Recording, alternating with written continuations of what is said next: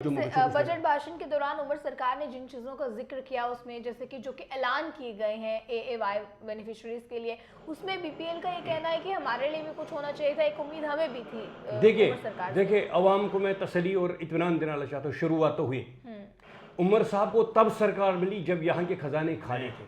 कुछ भी हो जाए इनके साथ खड़ा रहूँगा, बेसहारों का सहारा बनने की कोशिश करूँगा, उन माओं का सहारा बनना जिनके बच्चे आज जेलों में हैं, उनके लिए, उन बेरोजगार देख रहे हैं आप और मैं हूं आपके साथ मुस्कान। आज की खास बातचीत में हमारे स्पेशल गेस्ट एडवोकेट रियाज खान जी मौजूद हैं, एमएलए शांगेज अनंतनाग। इनसे बातचीत करने की कोशिश करेंगे और क्या कुछ ये इसको लेकर कहते हैं, फिलहाल के सूरत हालों पर क्या कुछ इनका कहना है, ये भी जानने की कोशिश करेंगे। सर बहुत बहुत स्वागत है आपका। बहुत बहुत शुक्रिया मौका देने के लिए। आपसे जानना चाहेंगे फिलहाल अभी किस तरह से देखते हैं आप अभी के जो फिलहाल सूरत हाल चल रहे हैं, या फिर समय विधानसभा में आप अपने इलाके की बात, अनंतनाग की बात किस तरह से रखने वाले हैं, वहाँ के लोगों की परेशानियां किस तरह से रखने वाली हैं, जानने की कोशिश करेंगे। देखिए जो आज का इलेक्शन है ये बहुत मुद्दत के बाद हुआ है, 10 साल की गैप हुई है, 7 साल के बाद आज सरकार बनी हुई है।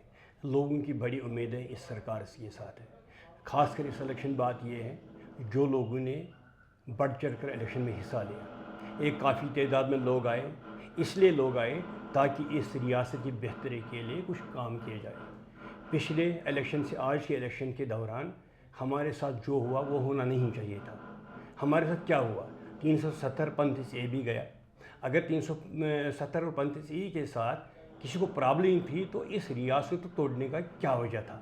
ये पहली बारी शायद हिंदुस्तान की हिस्ट्री में हुआ है कि एक रियासत को यूटी में तब्दील किया गया है, जबकि ये परंपरा थी, ये यहाँ हमने हिंदुस्तान में देखा है, छोटी यूटीज़ को रियासत में तब्दील किया जाता था। इसी बहाने, इसी के सिलसिले में लोगों ने भरपूर ताउन दिया, वोट देकर हमें असम्बली में भेजा।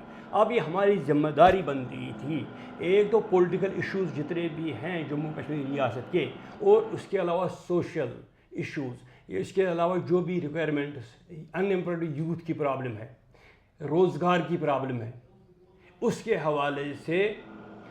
हवाले से हमने आज बात करनी लाजमी बनती है।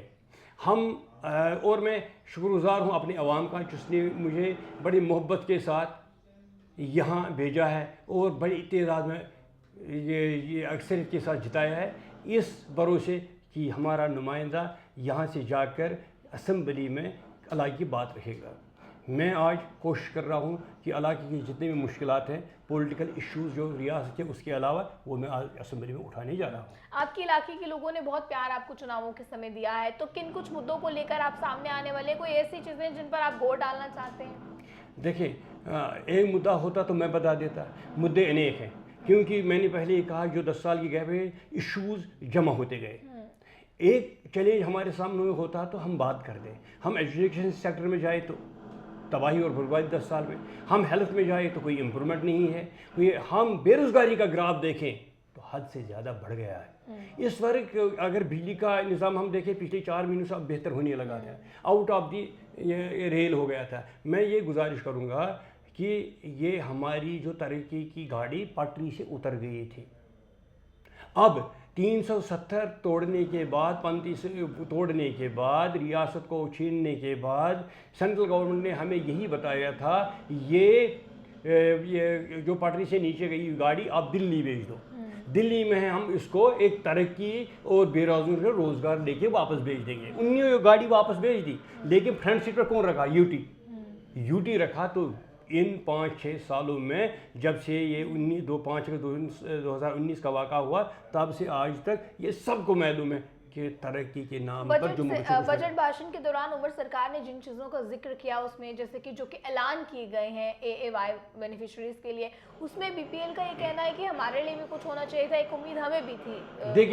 देखिए अवाम को मैं तसल्ली और इत्मीनान देना चाहता हूँ। शुरुआत तो हुई, उमर साहब को तब सरकार मिली जब यहाँ के खजाने खाली थे। उमर सरकार को ये तोड़ फोड़ वाली सरकार मिली, जहाँ न पैर है न पाँव है, ज़मीन पर न पाँव, हाथ ऊपर आसमान की तरफ लटक रहे हैं। एएवाई तकरीबन 3 लाख फैमिलीज़ को ये फ़ायदा आने वाला है। जो आपके सुनने वाले हैं, जो असम्बली को वॉच करें, जिनको असम्बली के साथ नुमाइंदों के तवक्कात हैं, उनको भरोसा दिलाना चाहता हूँ। शुरुआत हुए हैं जितना आगे हम बढ़ेंगे वक्त दरकार है, हम हर किसी को राहत देने की कोशिश करेंगे। तो चलिए, ये रही फिलहाल विधानसभा की बात। हम जानना चाहेंगे आपका पॉलिटिकल करियर में आना कैसे हुआ, किस तरह से आपने इसकी शुरुआत की? देखिए, actually I belong to a business family. मेरे जो सिबलिंग्स हैं, बड़े भाई हजरात हैं, वो सब एक क्लास गजट ऑफिसर्स रहे हैं। मैंने वकालत का पेशा चुना था, वकालत 25 साल लगातार की और अल्हम्दुलिल्लाह कामयाब वकालत की। मैंने वहाँ देखा, मेरे पास मजबूर आता था, एक सवाल ये नंबर ऑफ द पॉपुलेशन मेरे पास आती थी। मैंने सोचा क्यों ना, अगर मैं देख लूँ मेरे में शायद पोटेंशियल है, मैं एक बड़े सर्कल में लोगों का काम करना चाहूँगा। हमारे पास मजबूर है, मोहताज है, बेसहारा है, बेज़बान है, जिनके लिए कोई बात करने के लिए तैयार नहीं है। हमने आज तक क्या देखा है, असेंबली मेंबर उसी को बनाया जाता था जो बेरोज़गार होता था, रोज़गार के सिलसिले में आता था। असेंबली मेंबर उसी को बनाया जाता था जिसके पास उठने के लिए कुछ जूता नहीं होता था। लेकिन आज की बारी मैंने सोचा, एक लोगों की खिदमत करने के लिए, अल्लाह ताला के सामने हाजिर होने के लिए मुझे ये ज़रूरी खिदमत करनी है। मैं लोगों के पास गया, ये कह के कि मुझे आपकी खिदमत करने के लिए मुझे मौका दिया, और उन्हें प्यार और मोहब्बत के साथ एक बड़ी 15,000 की मार्जिन से मुझे जिताया, और वो भी किसी खिलाफ जिताया जो पीडीपी का चीफ मिनिस्टर कैंडिडेट था। तो आपको कभी ऐसा नहीं लगा जब आप पॉलिटिकल करियर में आए, आपको कुछ ऐसे चैलेंजेस आपने फेस किए हो जिसके बाद आपको लगा हो कि शायद अब यहाँ पर लक नहीं आजमा सकता हूँ, या कुछ इस तरह की डिमोटिवेशन कभी मिली हो आपको? जब मैंने ये पॉलिटिकल करियर शुरू किया तो बीच में ही 2019 का वाक़ा हुआ विदड्रॉ। हाँ, ये बात सही है, मैं ये सही मान के तस्लीम करता हूँ कि दिल में हुआ था कि शायद अब मेरे लिए पॉलिटिक्स के मैदान में खड़ा रहना शायद ठीक नहीं होगा। थोड़ा वक्त ले लिया, अपने आप से मशवरा करता रहा, लेकिन जो मैंने लोगों का प्यार और उन लोगों से मेरी एक्सपेक्टेशन, मेरी तरफ उनकी उम्मीदें थी, मैंने कहा मैं कुछ भी हो जाए इनके साथ खड़ा रहूँगा, बेसहारों का सहारा बनने की कोशिश करूँगा, उन माओं का सहारा बनना जिनके बच्चे आज जेलों में हैं, उनके लिए, उन बेरोज़गारों के लिए जिनकी कोई आवाज़ नहीं बनाता है। आज के डेट में आपको पता है जो ये बच्चियाँ हैं जिनको मैरिज स्टेटस आज मिली है, उनके लिए बात करने के लिए कोई आगे नहीं आ रहा था। दर दर की ठोकरें लोग खा रहे थे। अब शुक्र है इस इलेक्शन के बाद लोगों को अब नज़दीक ही उनके पास ही नुमाइंदा जाता है, उनको अफसरों के पास नहीं जाना पड़ता है। बिल्कुल।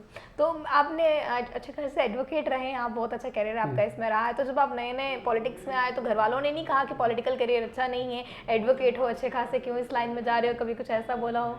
ये सही बात है। मुझे ज़बानी तौर मैं उनके चेहरों से फील करता था ये शायद मेरे इस फैसले से मुतमईन, ये ज़बान पर नहीं लाया, लेकिन मैंने कोशिश की फैमिली को साथ रखते हुए, अपने ख़ानदान को साथ चलाते हुए और अपने इस कैरियर को चलाते हुए मैंने तीन को बैलेंस करना चाहा। और मैं ख़ास बात यही कहूँगा, मेरा दादा जान ख्वाजा मोहम्मद मकबूल खान साहब एक बड़े सोशल एक्टिविस्ट के ज़माने में रहे, और उसका काम यही था लोगों का खिदमत करना। मैं उसी जज्बे पर चला। ये हमारी जीन्स में है लोगों की खिदमत करना।